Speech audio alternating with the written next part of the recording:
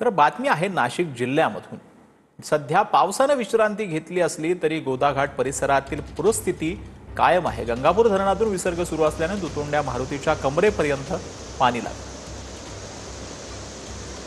गंगापूर धरणाच्या पाणलोट क्षेत्रात सुरू असलेल्या संततधार पावसाने गंगापूर धरणाच्या पाणी पातळीत वाढ झालेली आहे आणि त्यामुळे गंगापूर धरणातून गोदावरी नदी पात्रामध्ये पाण्याचा विसर्ग जो आहे तो करण्यात आलेला आहे। पाण्याचा विसर्ग करण्यात आल्याने नदीची पाणी पातळी जी आहे ती देखील वाढलेली आहे आणि त्यामुळे गोदावरी नदीचं रौद्र रूप जे आहे ते आपल्याला या ठिकाणी बघायला मिळत आहे।